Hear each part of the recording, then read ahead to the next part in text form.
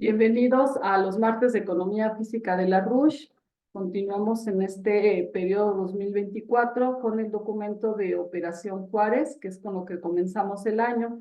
En la reunión pasada leímos la primera parte del documento hasta la página 5, la introducción, y les comentaba que la RUSH habla de cómo la capacidad de crédito se volvió una mercancía en los 80s y bueno, sigue existiendo, por supuesto. El contexto de este documento está en el periodo de los 80s y la RUSH dice, esta capacidad de crédito se volvió una mercancía y una amenaza. Los que se les dice a las naciones que vamos a prestar, si quieres que te prestemos para que esta nación pueda acceder al crédito del FMI, necesita seguir nuestros principios, no nuestras sugerencias, entre comillas, porque si no las sigues, entonces no te prestamos.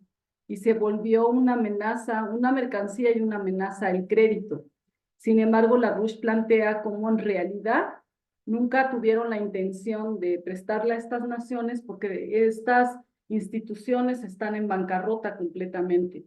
Sin embargo, sí aplican y sí se ejerce un estado de amenazas sobre las naciones que requieren este crédito para sobrevivir. Eh, el objetivo, parte de los objetivos de este documento que menciona la RUSH son 4. Uno, reorganizar la deuda. El concepto de reorganizar la deuda y volver a México, Argentina, Brasil, una comunidad de deudores que manejen la deuda como un grupo de naciones y que esto, al manejarlo de esta manera como un grupo de naciones, lo vuelve una bomba, ¿no? De un incumplimiento, el famoso incumplimiento que haría que las instituciones financieras se vayan totalmente a la bancarrota. Entonces, parte de estos objetivos es reorganizar la deuda. El segundo, el éxito de las directrices que nos van a llevar a que esa reorganización de la deuda sea realmente factible y que sea un beneficio para las naciones. ¿Y cómo se lograría esa reorganización de la deuda? El 3, el tema psicológico y moral de cómo han decidido, cómo van decidiendo las naciones de la OPE. Después, el 4, el tema de la economía del método de la Rush-Freeman.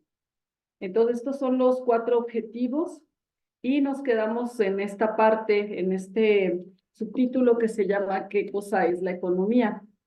Antes de esto, la RUSH aborda qué es el sistema americano de economía política, cómo es que solamente hay 2 modelos económicos. En realidad, bueno, en este documento plantea 3 modelos económicos. El primero, el sistema americano de economía política, el segundo, el sistema británico de especulación, de usura, y el tercero es la conexión del sistema americano con el descubrimiento de la RUSH, de cómo se mide ese avance tecnológico para que tenga un efecto de crecimiento en la población, en el bienestar de la población. Ese es lo que él considera el tercer modelo económico, su aportación a la economía física. Entonces, el día de hoy vamos a continuar con este subtema o digamos subtítulo de qué cosa es la economía, teniendo como base lo que menciona atrás, una página atrás sobre estos 3 modelos económicos. Entonces, pues bueno, vamos a continuar el día de hoy con esta idea. El documento total son más o menos 80 páginas y la idea es poder leerlo de una forma dinámica, como hemos hecho, irnos deteniendo si hay alguna duda que sepamos y si no la sabemos, bueno, vamos a anotarla para abrir la pregunta en las reuniones de los viernes y también investigar un poco sobre este tema. Así que, bueno, espero que podamos turnarnos la lectura porque si no a veces es la misma voz o de la misma voz se va cansando. Entonces, hoy la idea es que todos podamos leer y que nos vayamos turnando, ¿vale? Entonces, vamos a comenzar. ¿Quién está? Sergio, ¿cómo estás para la lectura? ¿Sí tienes en la pantalla el documento? No, estoy ahorita por celular y lo veo muy Ah, ok. chiquitito, Si quieres, muy yo Bueno, chiquito. empiezo. ah, ok, sí, adelante. Y ya nos van diciendo también los demás que puedan leer. Por favor, Bien, adelante, sí. ¿qué cosa es la economía? La economía es esencialmente el estudio de los principios por los que un pueblo puede producir las condiciones materiales para seguir existiendo. Lo fundamental son las cuestiones físico-económicas, las consideraciones monetarias, circulante, crédito, operaciones bancarias y endeudamiento son secundarias. Para Leibniz, el aspecto central de la economía política estuvo en su estudio de las máquinas movidas por calor. Para él,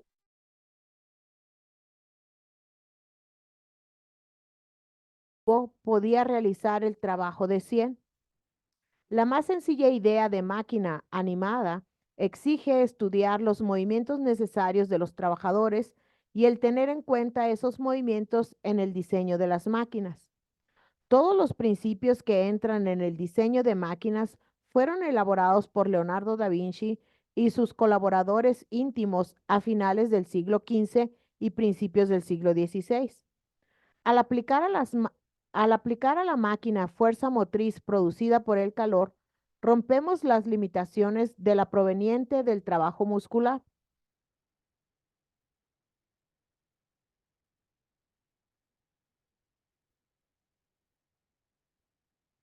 Voy a leer desde arriba. Rompemos las limitaciones de la proveniente del trabajo muscular humano o animal o de los caprichos y limitaciones de la fuerza eólica o hidráulica. Hemos dejado muy atrás las limitaciones de los sustitutos mecánicos de la fuerza muscular humana o animal de la época de Leibniz, pero su idea fundamental sigue teniendo vigencia, aún en relación con los procesos productivos de diseño más moderno y refinado. La técnica agrícola es un buen ejemplo de ello.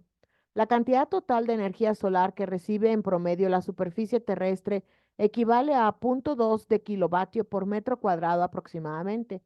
Por lo general, los procesos vivientes no pueden capturar más del 10% de esa energía y normalmente solo captan la quinta parte de eso o menos. Gran parte de esa energía capturada se consume en la reducción de dióxido de carbono, durante la cual se obtiene oxígeno, y en la evotranspiración. La energía orgánica que se puede recuperar de la combustión de biomasa rinde una densidad de flujo energético de 1 sobre 10.000 de kilovatio por metro cuadrado aproximadamente. En la combustión de materias fósiles por métodos modernos de gran escala, se alcanzan densidades de flujo energético kilovatios por metro cuadrado de la sección media del proceso de combustión de 10.000 kilovatios por metro cuadrado aproximadamente, o sea, la mitad de la que se alcanza en la superficie del Sol. Con la generación de electricidad por fisión nuclear, se alcanzan densidades de flujo energético del orden de 70.000 kilovatios por metro cuadrado. La generación de nucleoelectricidad por el método más rudimentario de fusión termonuclear será comparable o superior a la de fisión. Merced sobre todo a la influencia de un químico alemán, Justus Liebig, hemos revolucionado la agricultura, rompiendo las limitaciones que nos impide el ciclo de la energía solar. Damos energía al suelo en la forma de fertilizantes sintéticos.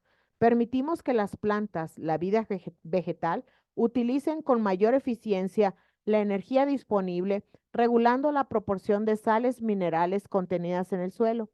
Utilizamos energía para irrigar cultivos, suministrando con ellos a las plantas el agua que necesitan para producir oxígeno durante la reducción de clorofila, incrementando con ello la cantidad de biomasa útil y la calidad de la biomasa producida por hectárea. Leibniz se dio cuenta de que su estudio de las máquinas movidas por calor tendría alcances semejantes.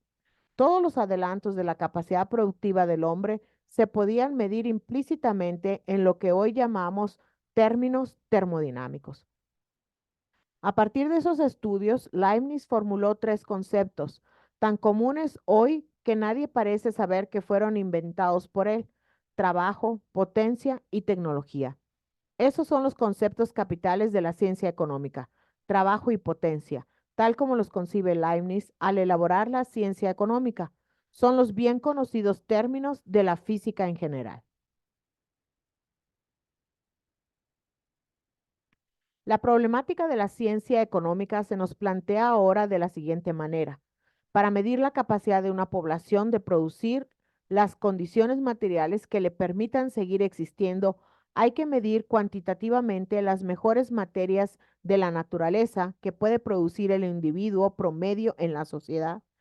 Hay que comparar lo que produce y lo que por necesidad debe consumir el individuo promedio, ya sea en forma de bienes de consumo o su equivalente, o en una forma de bienes de capital. La sociedad no tiene límites absolutos de subsistencia. Cuando aumente la capacidad de producción del individuo, tanto así deberá aumentar la norma de consumo individual.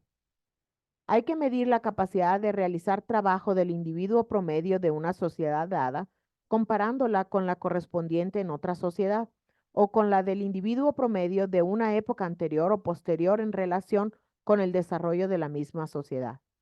Por tanto, la primera medida que tomamos en la ciencia económica es la magnitud que llamaremos densidad relativa potencial de población. ¿Cuántos individuos pueden vivir por kilómetro cuadrado? Nada más a base de lo que produzcan los miembros de la sociedad que habita el área en cuestión. Puesto que la tierra habitable varía en calidad según se va mejorando o agotando, o según el clima y otros factores, necesitamos una medida relativa de la densidad demográfica por kilómetro cuadrado, para no cometer el error de comparar densidades demográficas de tierras habitables de diferente calidad como si fueran iguales. Tampoco medimos la habitación presente de la tierra, sino la densidad demográfica potencial que representan los modos de producción existentes. Por ejemplo, si el hombre viviese de la recolección de alimentos, la población total del planeta jamás pasaría de 10 millones de habitantes aproximadamente. Hoy día, debido al progreso de la técnica que incluye mejoras en materias de higiene, medicina, nutrición, etc., los habitantes del mundo ascienden a unos 4.500 millones. Con el uso adecuado de las técnicas ya existentes y las que se podrán conseguir fácilmente para antes de que finalice el siglo, podríamos mantener a decenas de miles de millones de individuos a un nivel medio de existencia potencialmente mejor que el que prevalecía en los Estados Unidos en la década de 1970. Por otra parte, el progreso de la técnica es imperativo y no optativo. Cada etapa de su adelanto supone también ciertas limitantes, determinadas por los alcances de los propios medios técnicos y por los costos laborales. A las posibles mejoras del suelo y de los recursos naturales que se pueden explotar económicamente para satisfacer a las necesidades del hombre. A menos que hagamos perdón, a menos que hagamos progresar nuestras técnicas de aplicación práctica, tenderemos a agotar los recursos naturales disponibles en formas aprovechables y la densidad demográfica potencial tenderá a disminuir hasta llegar a ser menor que el nivel de la población existente, lo que resultará en el derrumbe concomitante de la cultura en cuestión, como ha ocurrido históricamente cada vez que prevalece por cierto tiempo una política de progreso tecnológico cero. La sociedad que no esté consagrada al progreso de la técnica es una sociedad que carece de la aptitud moral para subsistir. Las culturas que así sean morirán en la pudrición de sus delirios maltusianos. Aún para mantener constante la densidad demográfica relativa potencial, la sociedad debe progresar en lo tecnológico. Elemento concomitante de la expansión sostenida de la densidad demográfica relativa potencial de la sociedad es el aumento de la cantidad de energéticos aprovechables consumidos por kilómetro cuadrado por la sociedad. Esa es la medida básica de la densidad del flujo energético que empleamos. Kilovatios por kilómetro cuadrado consumidos útilmente por la sociedad. Eso mide en términos prácticos el consumo de energía útil del número promedio de habitantes por unidad cuadrada. Sin embargo, puesto que el consumo per cápita debe aumentar también para que haya adelanto técnico, El ritmo de aumento de la densidad de flujo energético por kilómetro cuadrado debe ser de segundo orden aproximadamente.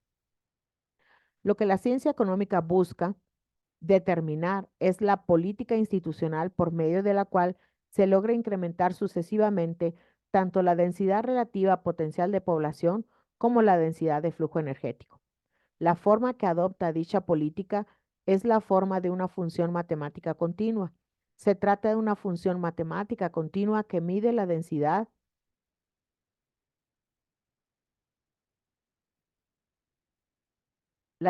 demográfica relativa potencial en relación con el incremento de la densidad de flujo energético global. Sin embargo, esta última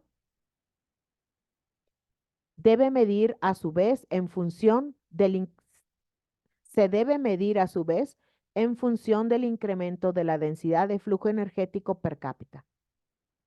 Por otra parte, la totalidad de las mejoras materiales logradas por una sociedad dada, bienes materiales manufacturados, infraestructura económica básica, se debe únicamente a la porción de la fuerza de trabajo que produce bienes. La administración y los servicios son esenciales, pero no producen riqueza. Son útiles en la medida en que mejoran las capacidades productivas de la parte de la fuerza de trabajo que sí produce bienes o mejoras infraestructurales.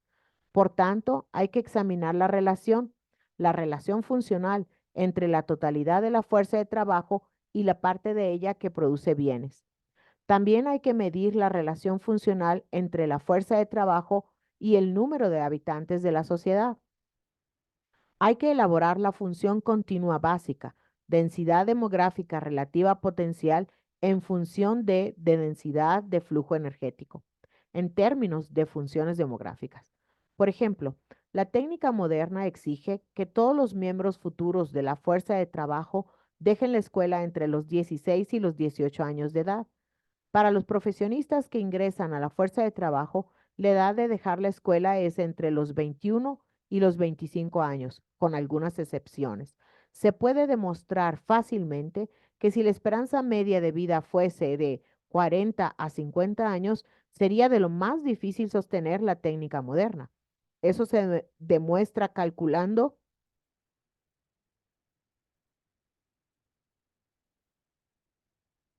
la relación porcentual entre la población que aún no está en edad de dejar la escuela y la fuerza de trabajo. Al grupo de menor edad agregamos las personas que se han retirado de la fuerza de trabajo y demás. No podemos mantener a las personas retiradas a menos que la fuerza de trabajo empleada sea lo suficientemente numerosa y productiva en relación con la población retirada. Para poder mantener la proporción deseada, el índice de nacimientos debe ser lo suficientemente elevado a fin de producir los miembros de la futura fuerza de trabajo. Por estas y otras razones, cada etapa del adelanto de la técnica requiere que las características demográficas de la sociedad cumplan ciertas exigencias rigurosamente demarcadas. A la inversa, el grado de adelanto de la técnica puesta en práctica determina a su vez las características demográficas potenciales. Hablando en términos generales, se necesita que la población aumente para que la técnica pueda progresar. A medida que progresa la técnica, aumenta la complejidad de la división del trabajo de la sociedad. Es verdad que en una sola máquina se combina lo que antes eran 3 plazas, con lo que al parecer se simplifica la división de trabajo. No obstante, lo único que nos dice eso es que hay que examinar el aumento de complejidad combinado de la división social de trabajo y de las máquinas. Por otra parte, lo que hace ese proceso es aumentar la complejidad de la producción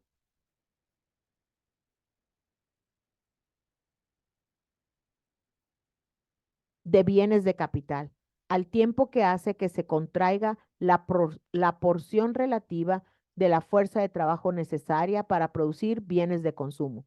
Por ejemplo, una sociedad basada en la energía de fusión termonuclear requeriría un nivel demográfico de unos 10.000 millones de habitantes.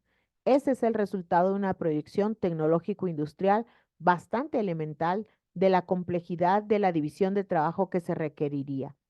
A fin de expresar las funciones en términos de la física matemática, nos vemos obligados a formular estas y otras consideraciones en la forma de una función continua de la termodinámica, justamente como lo supone la manera en que Leibniz concibió la ciencia económica.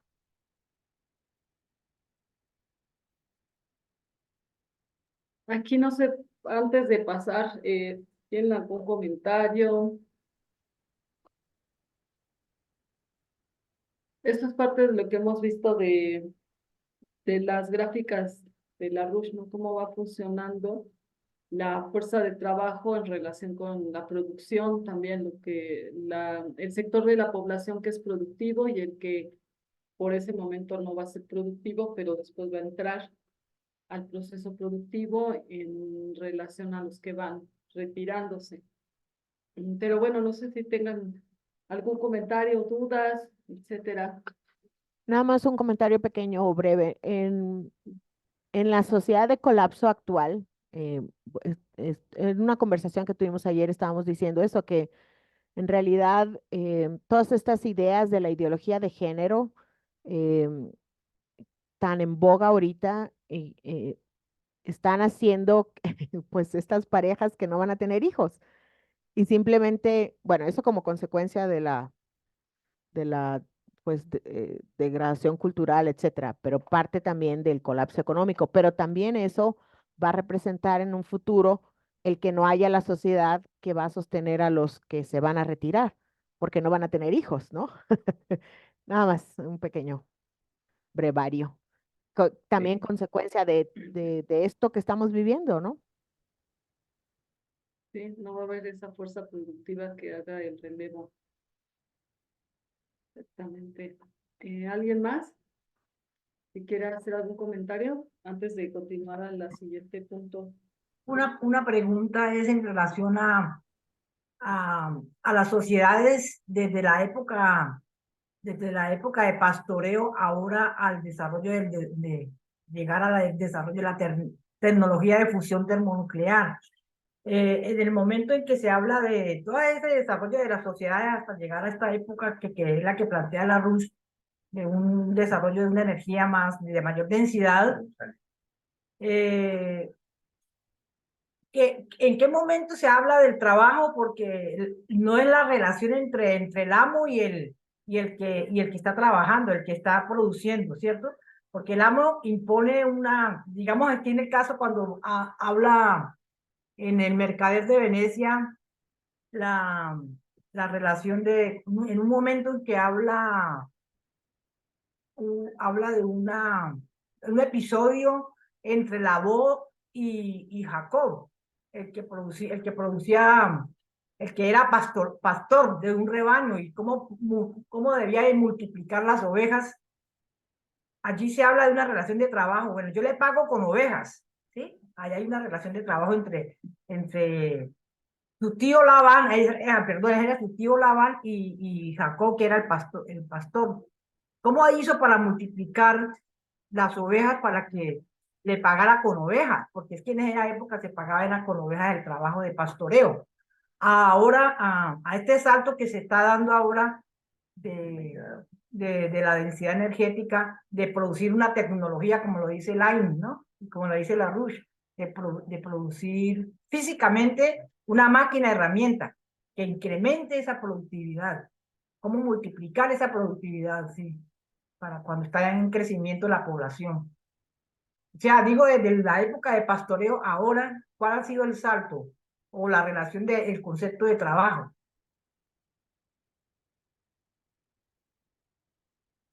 ¿Qué es el trabajo? Sí, Dices una comparación de cómo se manejaba el trabajo, el concepto de trabajo sí, y ahora.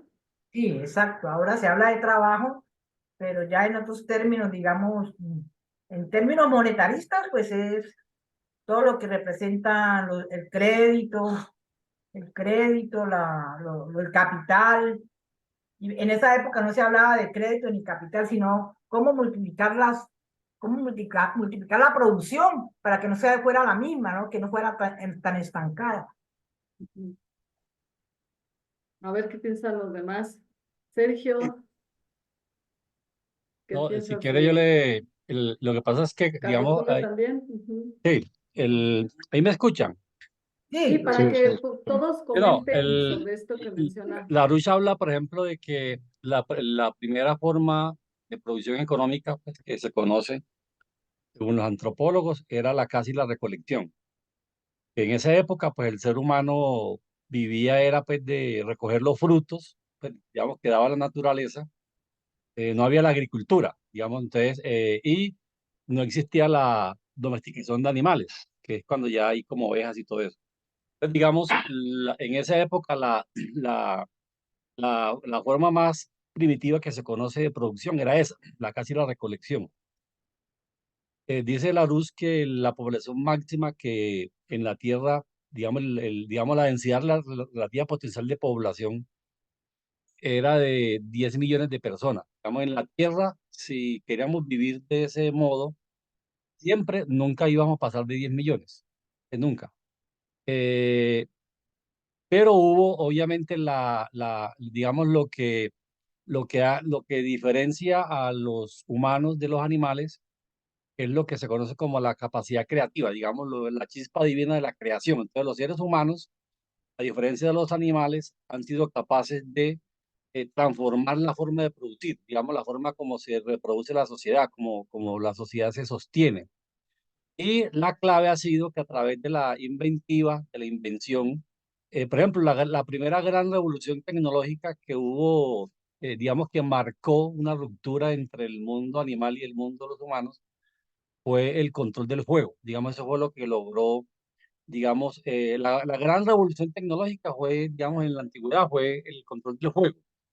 Entonces, el fuego le permitió al ser humano, por lo menos cuando se consumían digamos, la carne cruda, el ser humano gastaba mucha energía para la digestión.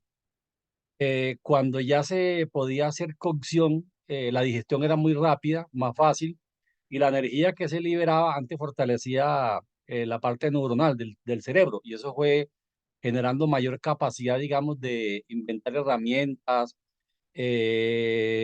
digamos, fuentes energéticas. Entonces, digamos, la primera fuente energética obviamente fue la biomasa, la leña, con el control del fuego. Después vino el carbón vegetal, después vino los molinos de viento, la hidráulica, después vino el carbón, que es la época del Leibniz, pues digamos la época del carbón. Cuando hablaban de máquina movida por calor, era el carbón mineral. Después vino la era del petróleo, del gas natural, y lo que incluso cuando la Rusia escribió este texto, en esa época la población humana era de 4.500 millones. No, no sé si recuerdan que él lo dice ahí. Este texto es del 90 y pico, ¿cierto? Él habla de como de 4.000. Él decía que somos 4.500 millones, pero hoy somos 8.000. Y la RUT dice que con la fusión nuclear, para que funcione, necesitamos por lo menos 10.000 millones de seres humanos. El tema, y algo que dijo Fayol ahora, un problema que tiene el planeta hoy es el tema del colapso poblacional, porque China, por ejemplo, y Europa, China, por ejemplo, tuvo por mucho tiempo una política de un solo hijo, y hoy China está embalada. Hoy están promoviendo que tengan muchos hijos la familia, 3 hijos por lo menos, porque obviamente bueno, y lo otro es que lo que ha permitido la transformación, digamos, digamos, la inventiva humana, digamos, la creatividad humana que hace inventos científicos, esa ciencia se transforma, digamos, en la economía, en tecnología. Entonces, la ciencia es un cuerpo teórico, pero esa parte teórica se implementa en efectos prácticos en la economía, digamos, cambia la forma de producir. Entonces, los seres humanos son los únicos que han logrado transformar las pautas conductuales en la medida que inventan equipos, máquinas, herramientas. Y obviamente el trabajo se ha ido transformando, digamos, de un trabajo que incluso hasta hace 200 años, 300 años, todavía el 90% del trabajo era agrícola. Y hoy en los países desarrollados el trabajo agrícola es el 2%, el 3%, y se cree que lo ideal que va a llegar a menos del 1%, pues, digamos, con tecnología para producir los alimentos que alimenta a la gente sobra. Pues hay muy poca gente produciendo alimentos, pero como hay mucha tecnología, se produce mucho alimento. Por ejemplo, Estados Unidos produce alimentos para su población, creo que es el 4%, cuando estaba bien, y producía para todos y le queda para exportar, y lo mismo en Europa. Entonces el tema es que la ciencia ha ido, digamos, transformando la forma de producir, pues, digamos, después de casi la recolección, que digamos que las sociedades eran nómadas, pues vivían, llegó el invento de la agricultura, la domesticación de animales, las herramientas primero eran de piedra, después de bronce, entonces eh, hemos ido como mejorando la eficiencia de las herramientas para producir más en menos tiempo. Y eso ha permitido que hay más gente y vivimos más. Digamos, en la época de casi la recolección, el promedio de vida de un ser humano era 16 años. Digamos, un humano vivía, moríamos adolescentes. Hoy alguien de 16 años es un adolescente. En esa época, el que más vivía, pues el que se sobraba llegaba a 18, 19 años, pero en promedio, en la época de casi la recolección, que lo máximo que podrían vivir era 10 millones, la gente vivía 16 años. Hoy, por ejemplo, el promedio de vida, por ejemplo, en Japón es 84. En China casi ya está llegando a 80. Incluso China ya se pasó a Estados Unidos. Estados Unidos está como en 76. Entonces, la idea es que hoy hay más gente, hoy somos 8.000 millones y la gente vive más tiempo. Entonces, la tecnología permite que mantener más gente y fuera de eso la gente vive más. Entonces, pero sí, pero el tema de la población es un tema que también yo lo complemento porque estoy repasando el libro de la ciencia de la economía cristiana. Cuando habla de estos temas de la densidad relativa potencial de población, uno era la densidad relativa potencial de población cuando vivía la gente en casi la recolección.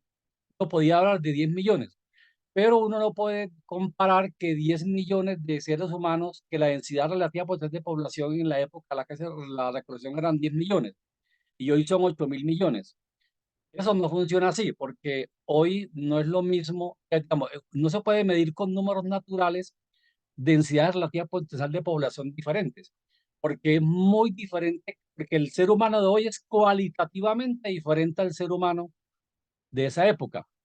Y obviamente el trabajo se ha ido transformando, de ser cada vez un trabajo muscular a un trabajo apoyado por máquinas, en donde, como decía Laini, una máquina es el trabajo de 100 hombres. Hoy una máquina es el trabajo de 1.000, pues de 5.000, de 20.000, de 50.000. Y vamos a llegar al punto en donde la mayor parte del trabajo va a ir haciendo tránsito a los sectores creativos, digamos, de investigación. Hoy, por ejemplo, Larouche plantea de que en ciencia y tecnología debiera haber el 5% de la población, por lo menos, pues en la época que escribió. Pero a futuro podríamos decir que a lo mejor más de la mitad de la población va a estar en ciencia, en la creatividad, digamos, en ciencia, investigación, porque cada vez vamos a necesitar menos gente para producir alimentos y menos gente para producir bienes de consumo y menos gente para producir bienes de capital. Entonces, obviamente, digamos, anteriormente la gente trabajaba totalmente ligado a la agricultura, al campo. Cuando nace la era industrial, la mayor parte de la fuerza laboral se fue a las manufacturas. Y en la época, digamos, ya de las tecnologías del futuro, el trabajo va a estar más concentrado en los sectores de la creatividad, digamos, de la investigación científica. Entonces, el tema es que el trabajo se ha ido transformando y los seres humanos son cualitativamente diferentes. Digamos, las necesidades en educación, en cultura, en seguridad social. Entonces, Larousse decía que no se pueden, digamos, decir que la densidad relativa potencial de población de la tecnología, de casi la recolección, eran 10 millones de seres humanos y hoy son 10.000 millones, digamos, con la tecnología de los combustibles fósiles, que hoy podrían vivir 10.000 millones, bien. Pero ya con la fusión nuclear se requieren por lo menos 10.000 millones para que eso funcione, porque la tecnología complejiza la economía. Hay más empleo, digamos, la tecnología genera más empleo porque la complejiza, aumenta la división del trabajo, a diferencia de lo que mucha gente cree que la tecnología quita mano de obra. La tecnología lo que hace es liberar al ser humano del trabajo físico, pues, y irlo llevando más al creativo. Entonces, esas son transiciones que se ha dado con tecnologías en cada momento de la historia, y cada tecnología define como un número que no es un número natural. Pues no, uno no puede decir que, entonces, cuando estaba la tecnología digamos, de la era de bronce, eran, digamos, por decir, 200 millones. No, porque eran muy diferentes los seres humanos. Por ejemplo, en la época de Cristo, mucha gente cree que Cristo murió muy joven, pero en la época de Cristo la gente vivía en promedio 40 años. Y Cristo murió más o menos a los 36. Entonces, Cristo cuando murió ya era un anciano. Pero hoy alguien de 36 años todavía es joven, pero en esa época no. Entonces, el tema es que la calidad de los seres humanos son diferentes. Por eso un número cuantitativo natural no puede identificar la densidad relativa total de población, sino que las tecnologías, para eso se requiere, pues, ya obviamente números complejos, pues no es un tema solamente de los números naturales. Entonces, el tema es que el trabajo se ha ido transformando en la medida que el ser humano, pues, a través de la ciencia, del descubrimiento, transforma eso en máquinas y herramientas que transforman el paradigma, digamos, hay una ruptura de la economía. Por ejemplo, la fusión va a generar una ruptura tan grande con el mundo de hoy que, por ejemplo, la materia prima, la tecnología del futuro, digamos, la materia prima de la energía del futuro, porque ese es otro debate, pues, que los recursos naturales son, supuestamente son limitados. Los recursos naturales son ilimitados porque los recursos naturales no lo define la naturaleza, sino la tecnología. Entonces, la tecnología, por ejemplo, de fusión, digamos, la materia prima de la fuente energética es un recurso natural que no está en la Tierra, está en la Luna, que es el helio 3, por ejemplo. Entonces, y el helio 3 es infinito, porque el helio 3 lo envía el Sol con los vientos solares a la Luna. Entonces, eso nunca se va a acabar. Entonces, fíjate tú que y fuera de eso se habla de que vendrán otras tecnologías superiores a esa, que son las reacciones materia-antimateria. Pues, entonces, el tema es que el trabajo, en la forma como se ha ido transformando, es un trabajo que era muy pegado totalmente a la tierra, muy pegado a la parte física, muscular, a un trabajo que en el futuro será fundamentalmente en sectores creativos. Pues cuando hablo de creativo es investigación en ciencias, investigación en física, investigación obviamente en ciencias de la vida, en temas espaciales. Pues es decir, es un tema que cada paradigma rompe, y obviamente ya eso cualitativamente no es comparable el número de personas de un modelo económico determinado, con una densidad relativa de población con la anterior. Entonces el trabajo lo transforma es precisamente la tecnología, que es la implementación práctica de los descubrimientos científicos. No sé si quedó claro, pues, como la pregunta de... Ah, sí, claro. Quisiera agregar algo. Adelante. Bueno, yo no estoy muy de acuerdo con la teoría darwinista, ¿no? De que descendemos del mono y que ese proceso del juego y demás. ¿De qué? Ya sabemos, ese proceso de la invención del juego, la Sí. rueda, ese proceso que nos muestran en la historia, en los colegios y en las universidades, ¿no? No estoy muy de acuerdo. Yo pienso que las culturas, tanto la persa, la china, la egipcia, la japonesa y entre otros más, y así como en las declaraciones y manifiestos que tiene el Himno Arush, muestra otra realidad, ¿no?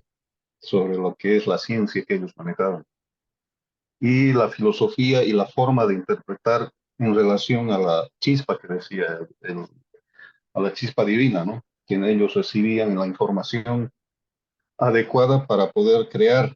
Por ejemplo, Leonardo da Vinci ha sido un ser iluminado, ¿no? De acuerdo a la época, porque ha inventado muchas cosas. Pero él decía que sus invenciones son remembranzas del pasado. por ejemplo, saca muchas cosas de la cultura persa. Y esas invenciones ya las tenían hace 10.000 años atrás. Entonces, digamos, no coincide mucho con esa evolución que digamos, de decir de que eran cazadores, después se han vuelto pescadores y todo eso, ¿no? Y pienso que toda esta interpretación con la cual yo acabo de escuchar sobre la economía es exacta. También con la interpretación que se escucha de la ionosfera, ¿no? La relación que tiene con la conciencia humana con relación a la Tierra. Pienso que en una época la historia que nos muestran no es la verdadera, pienso yo. Pienso que ha sido modificada. Y hay bastantes escritos y bastante documentación sobre eso, ¿no? Pienso que en la época del renacentismo, en esa edad oscura de la Inquisición, han ocultado muchas cosas de lo que era un pasado de la vida humana y que nos han tratado que ha habido un conflicto fuerte ahí entre dos choques de civilizaciones, tanto religioso, tanto cultural, que ese choque ha provocado, digamos, el posicionamiento de ciertas fuerzas, por decir, ¿no? De ciertas teorías, ¿no? Que hoy en día, gracias al Instituto Schiller y lo que voy escuchando, me ha esclarecido, ¿no? Sobre lo que es el sistema platónico, el sistema aristotélico, y una división profunda sobre una ciencia que habla sobre un sistema keynesiano, ¿no? Un sistema darwiniano, un sistema eh, malthusiano, y el otro sistema, ¿no? Donde es totalmente diferente, ¿no? La de Leibniz y otros más que realmente, Nicolás de Cusa, que realmente hablan de lo opuesto sobre lo que es el tema de las civilizaciones antiguas. Eso quería decir. Ok, Sergio. Solo aquí un punto que es la idea de cómo ha ido evolucionando. Pienso que lo que se hablaba un poco es la idea de cómo ha ido evolucionando el proceso de generar las condiciones explícitamente físicas, comida, cuidados, protección que ha necesitado el ser humano para poder existir, literalmente una existencia física. Pero te propongo que podamos tener para la próxima clase una presentación de la perspectiva que has dado, cómo ha sido la evolución del trabajo en función de cómo el ser humano ha logrado cubrir esas necesidades básicas que, que se han requerido para poder hacer esta comparación, ¿no? Y ver cuál es ese punto de cambio, si es que lo hay o si es que estamos hablando de la misma idea. ¿Te parece Claro, no. bien? Sí, sí, lo que pasa es de que como yo no estoy seguido en las clases, quién sabe, digamos, no encajo muy bien, ¿no? Pero No, digamos, mi opinión, sí. lo que yo opino y lo que digo, no, que no vaya a ninguna de los amigos presentes, digamos, a pensar de que yo estoy yendo en contra de la persona, ¿no? Sino que es una opinión muy mía, muy particular, ¿no? Es una inquietud que tengo, que la he tenido de siempre, ¿no? Yo conozco muchos lugares, casi conozco 15 países, y dentro de los países que he estado he visto muchas cosas que no compasan con lo que, digamos, nos muestran en algunos libros de historia o referencias económicas o libros económicos y todas esas cosas. Como por ejemplo la parte de la agricultura que hay en el Perú, en Bolivia, cómo hacían para captar el agua para sus siembras. Y es una tecnología que hoy en día no la pueden aplicar, ¿no? Pero no es una tecnología con máquinas, ¿no? Una tecnología como que cuando han explicado de la parte de la ionosfera, como que si la Tierra les entregara la ciencia para que ellos pudieran vivir, ¿no? Es una comunión, una relación muy íntima entre ser humano y tierra. Por eso que quién sabe, ellos mucho tienen, adoran a la Pachamama, que dicen, ¿no? Yo, digamos, en esa parte respeto todo, pero hay una interpretación muy, muy especial en todo eso. Hay una ciencia también. Eso no. Sí, no hay ningún problema. Pienso Lo- que ese es el punto, que se abra yo el lo que digo es diálogo. que, de todas formas, ¿No? cuando se habla de la caza y la recolección, estas culturas que tú comentas son muy posteriores, digamos ya los persas o los incas, son pues es muy, muy, muy, muy posterior. Aquí estamos hablando es de la primera forma, digamos, de producción que menciona incluso Larouche aquí en el texto. Incluso creo que si uno lo compagina con la misma Biblia, cuando se habla de que el ser humano vivía en el bosque, pues, en el bosque, en un jardín y comía frutos, pues, eso es también una forma de relatar como esa época. Pues de todas formas, hasta ahora, pues, digamos, la gente que ha estudiado la antropología y eso, pues, ha dicho que esa es la primera forma, digamos, de vida que se conoce. Pero obviamente en muchas sociedades ha habido diversidad de expresiones culturales muy diversas. Incluso hay también teorías sobre que en alguna época pudimos tener desarrollos muy avanzados que se pudieron perder. Por ejemplo, cuando se habla de la Atlántida de Platón, algunos dicen que pronto hubo un terremoto, una tragedia, algo que ocurrió y se hundió, digamos, un área de la cultura muy avanzada y de pronto sobrevivieron las zonas más atrasadas. Y es probable pues, que hayamos tenido momentos de desarrollo mayores y se hayan perdido conocimientos y posteriormente pues se hayan recuperado parte de esos conocimientos, pero en general, digamos, lo que estamos hablando aquí es de lo que más o menos la historia y la antropología pues ha logrado identificar en el desarrollo, digamos, de la economía, digamos, a través de las máquinas, a través de las herramientas. En esa época, cuando cazaban, ¿con qué cazaban? Cazaban era con un palo con punta, por allá. Entonces, entonces creo que de todas formas, en todas las culturas obviamente ha habido particularidades, pero siempre hay un principio universal, ¿cierto? Y es que digamos, el fuego es energía. Entonces, cuando se logró el dominio del fuego, eso aumentó la eficiencia de la economía, porque digamos, es la fuente energética con que se dinamizaba la economía. Y de hecho, si uno mira, el fuego es lo que ha mantenido a lo largo del tiempo. Digamos, cuando uno habla de las otras tecnologías, como el carbón, el petróleo, la energía nuclear, en última instancia es el fuego, pero cada vez más denso. Digamos, el calor es más denso, porque energía es calor, y la idea es que la energía, en la medida que es mucho más densa, se hace más trabajo, es mucho más eficiente. Entonces, y obviamente las culturas aportaron, digamos, si uno mira China o los países árabes, incluso cuando uno escucha a Platón, gran parte de su conocimiento venía del templo de Amón en Egipto. Entonces, esos son conocimientos que obviamente llegaron a Occidente y a Estados Unidos, pero obviamente las culturas han sido muy diversas y han tenido sus particularidades, pero en general yo sí creo que de una u otra forma hay algunos elementos pues, que son universales, ¿cierto? En medio de tanta diversidad, en medio de tantas particularidades.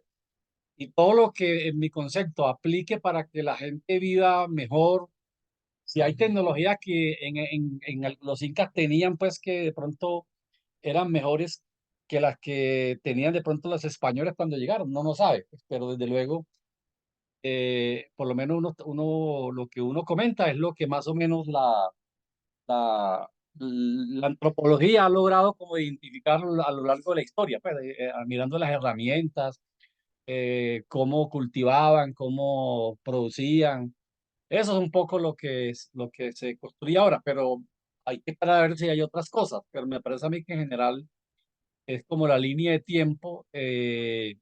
Hay que mirarla en torno a la capacidad como los seres humanos han ido mejorando la forma de producir con más tecnología, con más eficiencia en la energía.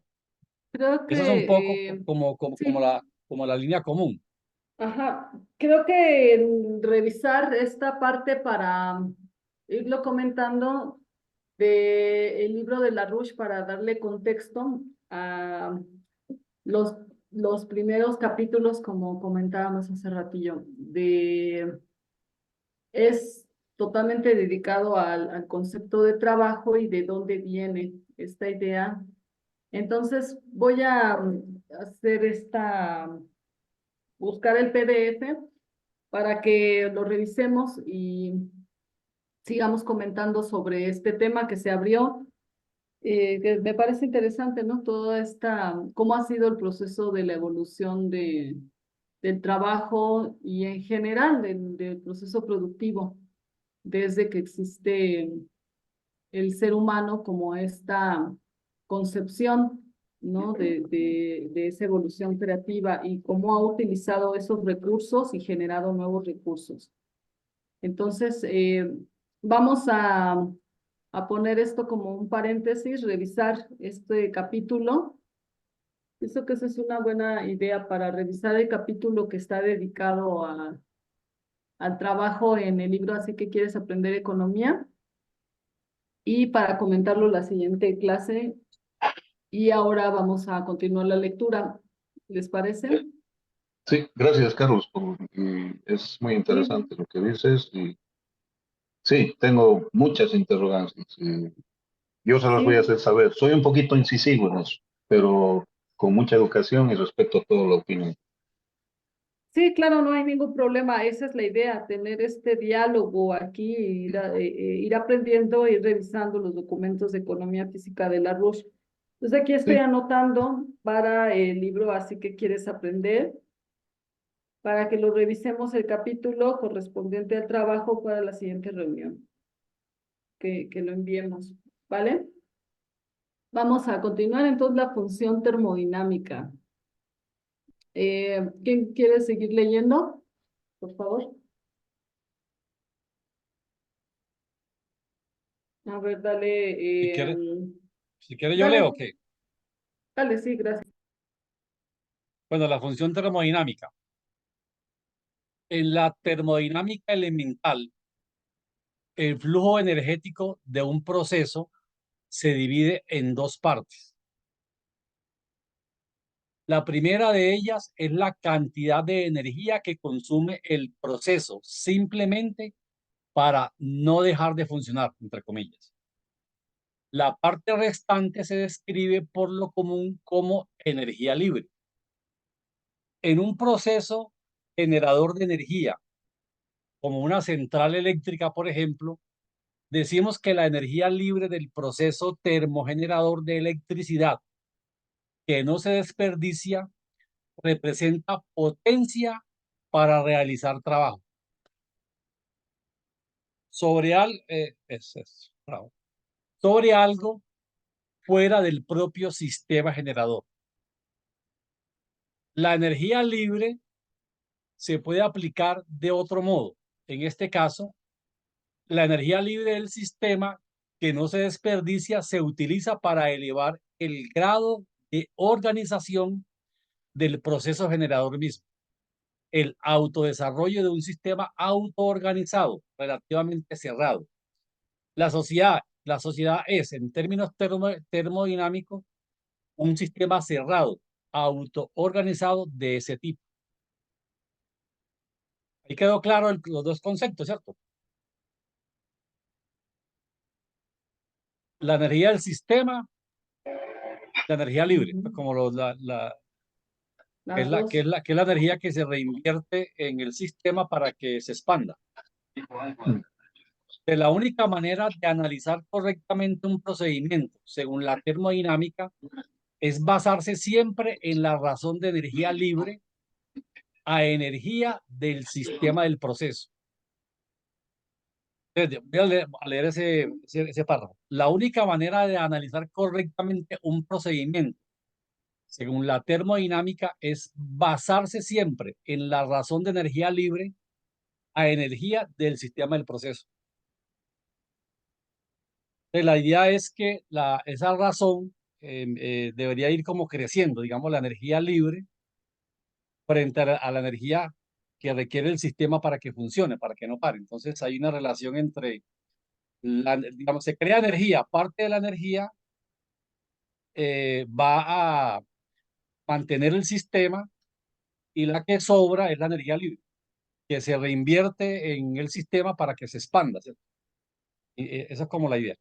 El análisis termodinámico se basa siempre, a menos que sea incompetente, en describir el proceso en cuestión en términos de un sistema cerrado.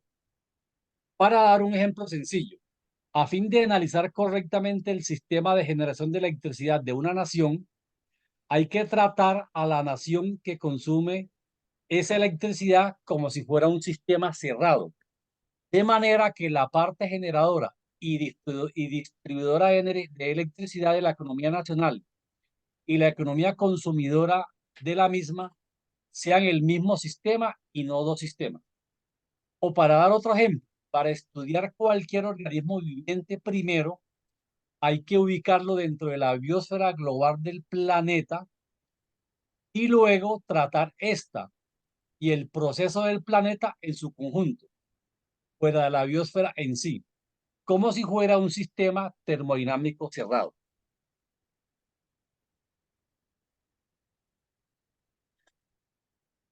El principio del sistema cerrado es el requisito más básico de toda la física matemática.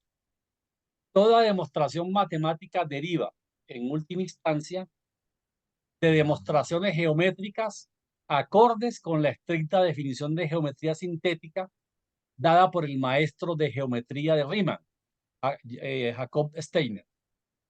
Toda forma geométrica, incluidos el punto y la línea, son derivados del círculo, definido topológicamente. Toda prueba geométrica se basa en el círculo o la esfera.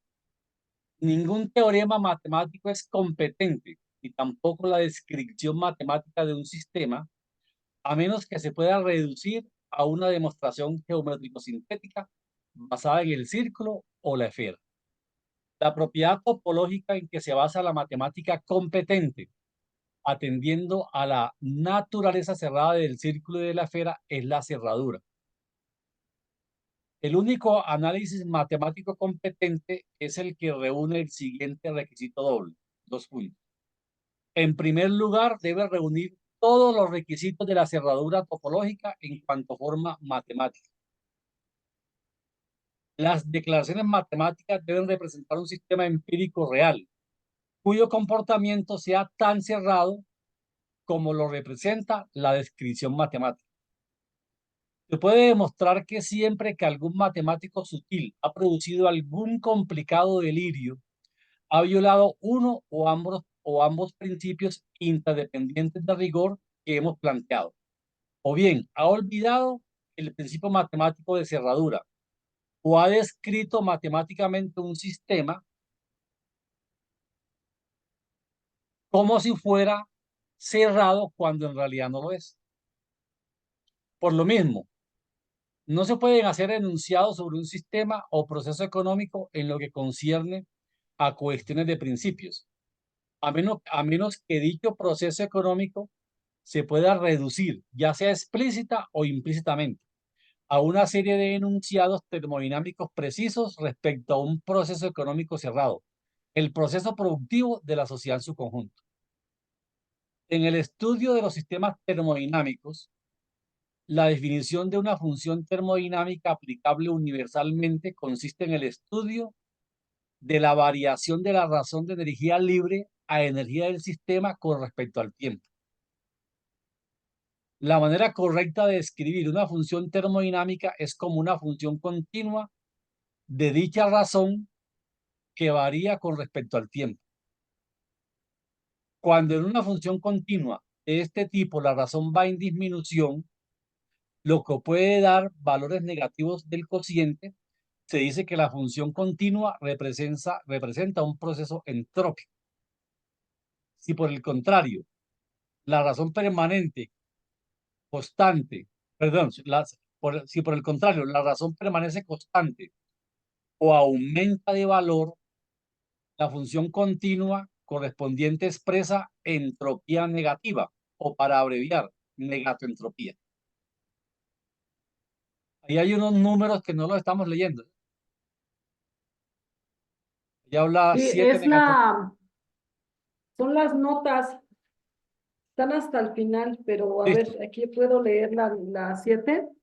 listo. A ver, Ya. les leo la 7, dice, puesto que la negatentropía representa la ley básica del universo, es incongruente que un término más simple, entropía, se refiera a una condición anómala, en tanto que el término más complicado, entropía negativa, se refiere a la condición normal.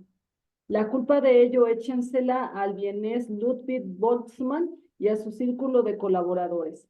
El uso presente de los términos ha sido consagrado por los diccionarios científicos y su esclarecimiento a estas alturas costaría tanto trabajo que no vale la pena. Ok, esa es la nota 7. Listo. Sí, voy a ir leyendo yo entonces las notas acá. Listo. Dale, dale. Pues dice, la biosfera es una función negatentrópica, hablando en términos matemáticos. Lo mismo son todos los procesos vivientes viables. También, todas las naciones que no están en proceso de destruirse a sí mismas mediante cursos de acción de orientación entrópica. Un proceso negatoentrópico cerrado se caracteriza por lo siguiente. Primero, el trabajo realizado al aplicar la parte no desperdiciada de la energía libre del proceso a sí mismo representa un incremento de la energía del sistema del proceso. Dicho incremento de la energía del sistema toma la forma de incremento de la densidad de flujo energético del sistema, lo cual da por resultado dos procesos negatentrópicos. En uno de ellos, el cual llamamos negatoentropía relativa, el proceso evoluciona hasta alcanzar un grado superior de densidad de flujo energético mediante la conversión de la energía libre del proceso. La porción de energía libre tiende a cero y se detiene el proceso de desarrollo, o bien la porción de energía libre no tiende a cero, pero si se trata de un subsistema no cerrado dentro del proceso en su conjunto, dicho subsistema deja de desarrollarse.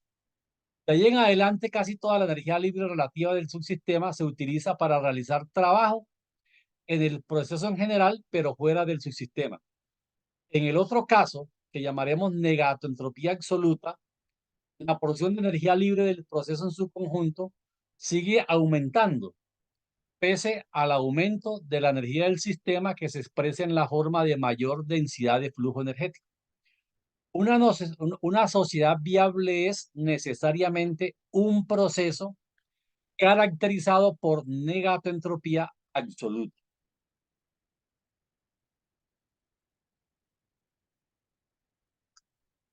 Yo no sé si lo que he leído allí, porque ya son las 8:15, ahí hay conceptos bastante densos, pero lo que he leído. No sé si alguien quiere comentar algo, algo no quedó claro.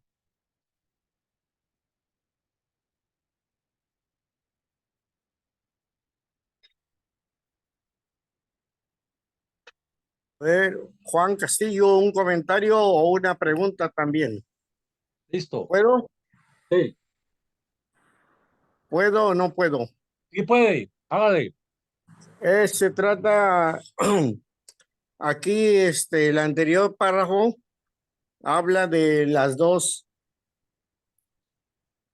¿Me devuelve? relaciones que hay de negatoentropía, las dos relaciones. Sí. El asunto de la producción es de que, a como ha venido históricamente la sociedad, ha ido en aumento de sus capacidades creativas, pero a pese al asunto pues de grandes, así, retrocesos que todos los podemos enumerar.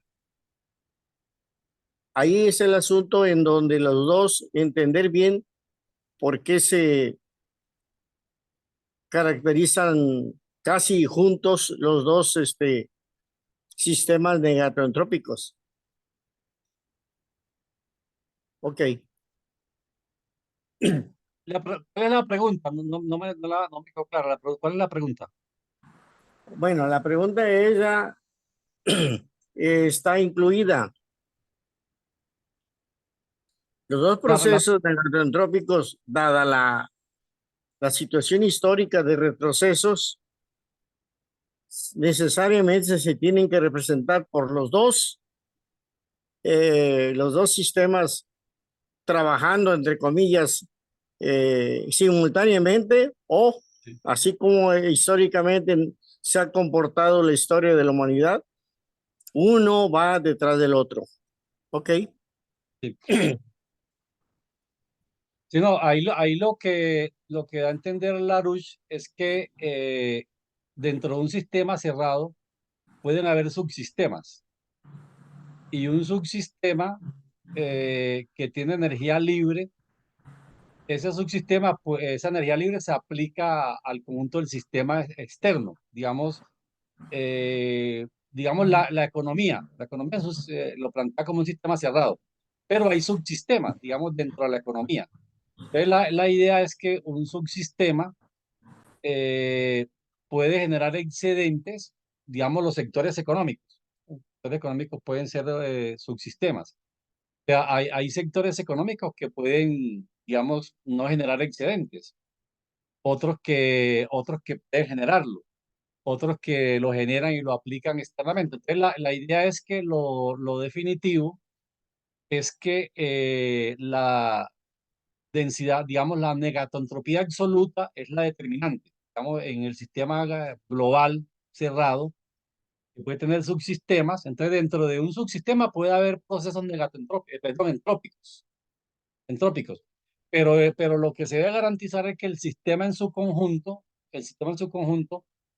sea negatoentrópico. Entonces, la idea es que en última lo determinante es que es la negatoentropía absoluta, que es la división que él habla ahí, digamos, cuando hay negatoentropía absoluta es cuando la proporción de energía libre sobre energía del sistema debe ir creciendo a tasas cada vez mayores. A pesar de que la energía libre cuando se reinvierte en el sistema, la energía del sistema crece. Pero a pesar de que crece, debe generarse más energía libre que anterior para que la relación sea mayor entre energía libre y energía del sistema. Eso es lo que él habla de, digamos, cuando hay una crisis económica como la de hoy, es porque hay un proceso negatroentrópico. Digamos, la economía no genera energía libre, pues no genera, digamos, energía libre para reinvertir. Así el PIB crezca, pero el PIB no necesariamente es que la economía esté creciendo en la parte productiva, sino que crece la especulación o cualquier cosa. Lo cierto es que cuando hay crisis económica, es cuando la energía libre incluso llega a cero o puede ser negativa.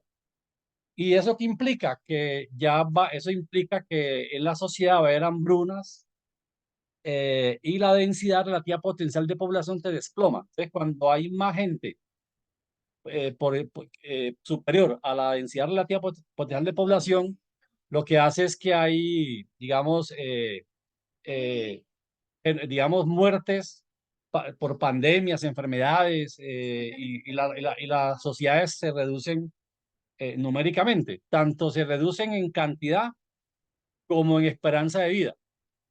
Por ejemplo, la pandemia que hubo recientemente del COVID redujo por ejemplo, en Estados Unidos la esperanza de vida rebajó y en casi todo el mundo hubo una reducción de la esperanza de vida.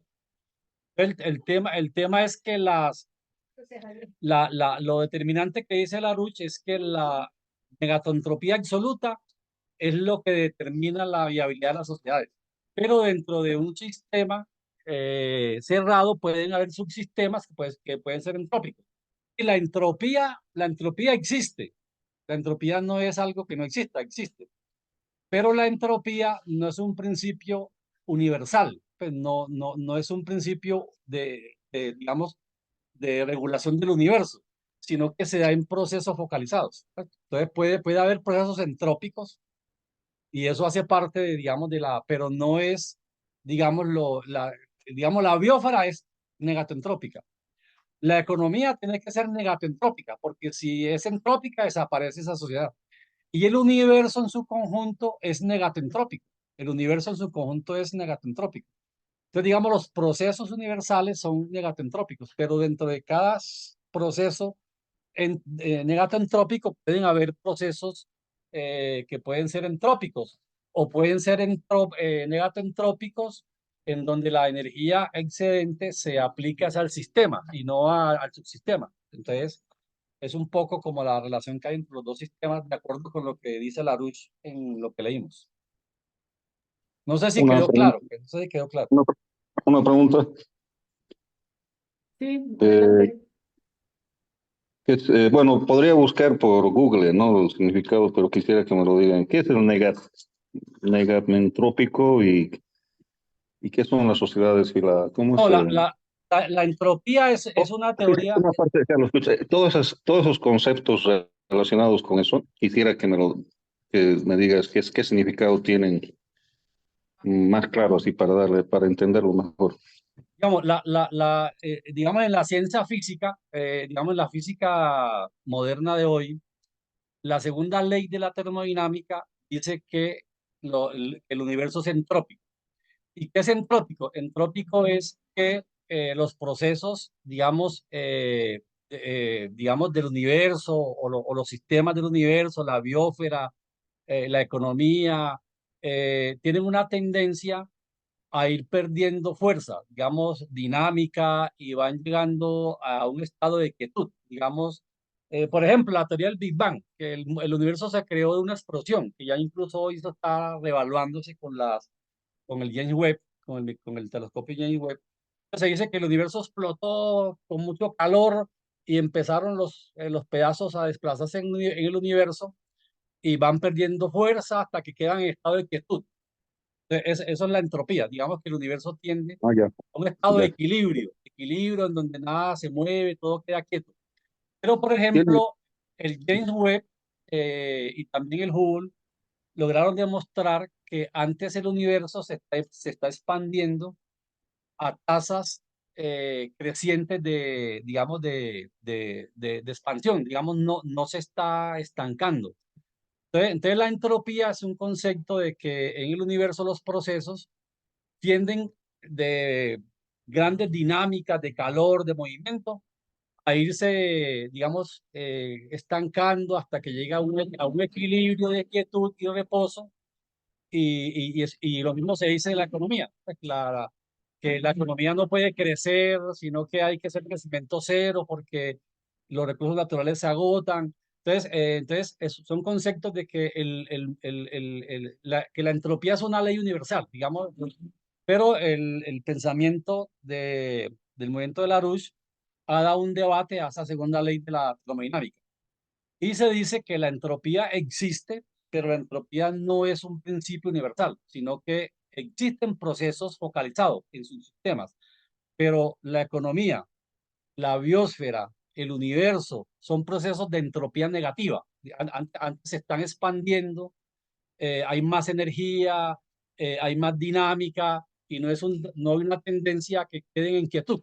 Pues sí, eso lo puedes buscar en Google, lo que sea, la ley de la termodinámica, incluso usted lo busca en la física, que son tres leyes de la termodinámica. Entonces la segunda es y la tercera ley es la que dice que la energía ni se crea ni se transforma, sino que, no, que la energía no se crea, sino que se transforma. Entonces, esos son pues principios de la física dominante de hoy, que el movimiento pues de Larousse, retomando las concepciones científicas de Platón, de Leibniz, de Cusa, contradicen, digamos, el pensamiento dominante de la física de hoy.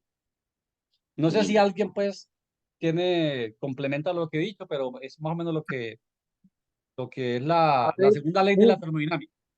a ver si puedo un poco, ahí en donde la escuela, los escolásticos están planteando el problema de la termodinámica y especialmente de la de la segunda ley es que ellos ponen un ejemplo tipo caja de cartón y que lo que suceda afuera y acá adentro se dicen, se llaman alrededores y que pueden o no afectar a lo que estamos o a lo que está sujeto a estudio, es decir, a lo que está dentro de la caja de cartón. Pero curiosamente o peligrosamente, o no sé cuál palabra utilizar, dicen que lo único que interesa es el inicio del proceso donde tú lo estás analizando y al final. Entonces, cuando uno está analizando, vamos a decir, una etapa de alguna caldera o de alguna turbina, nos damos cuenta que pues si es necesario pararse a analizar las partes del proceso, en donde la termodinámica dice que no mete mano, o va a decir, ahí no se metas porque eso no interesa. A lo que le interesa al inicio y al final. Eso es lo que quería comentar. Sí, ¿alguien más quiere comentar? Bueno, eso sí es importante porque al final de cuentas la entropía, la medida de esa entropía implica una disminución de la eficiencia de todo el proceso productivo, ¿no? Pero bueno, para cerrar la lectura el día de hoy, porque por supuesto este es un tema interesante, pero que yo recomiendo de nuevo que podamos revisar. Se han tenido clases que están grabadas sobre Así que quieres aprender economía, que es el libro no más básico, sino, de hecho no es un libro, sino fue una conferencia de Larouche, pero que se hizo libro, y ahí vienen los conceptos de la economía física, de trabajo, sociedad, economía, densidad relativa, etcétera, para que en base a eso podamos conectar ahora esto que estamos viendo. Entonces, recomendar revisar de nuevo, darle una ojeada a estos documentos. Bueno, específicamente este libro de Así que quieres aprender economía. Y nos vemos entonces, vamos a dejarle aquí en esta lectura la correlación entre la termodinámica y la producción. Por el día de hoy dejamos aquí y en la siguiente reunión cada uno podemos aportar lo que se haya revisado, ¿no? ¿Cuáles son esos conceptos, cómo fueron entendidos y esta conexión con lo que estamos viendo aquí? ¿Les parece bien? Sí. Y nos vemos el próximo martes y el viernes, avisamos si se va a haber reunión, pero nos vemos el viernes y el próximo martes en la lectura de economía física con el siguiente subtema, la correlación entre la termodinámica y la producción, justo de lo que estamos hablando, a meterse un poco más denso. O sea, en términos reales, cuál es la afectación o el concepto de entropía para el proceso productivo, recordando lo que mencionaba aquí Larouche, que cómo comienza la economía física, cómo comienza este concepto, con Leibniz estudiando las máquinas, ¿no? O sea, eficientando un proceso que genera un trabajo, pero también qué es lo que hace que eso no se convierta al 100, porque no hay, en ese proceso productivo, no hay esa conversión al 100% de eficiencia o de energía, ¿no? Y ahí tiene que ver la entropía. Entonces, bueno, dejemos abierto este tema. Gracias a todos y nos vemos el próximo martes. Buenas Hasta luego. noches. Hasta luego. Gracias, gracias a todos. Listo. Chao, chao.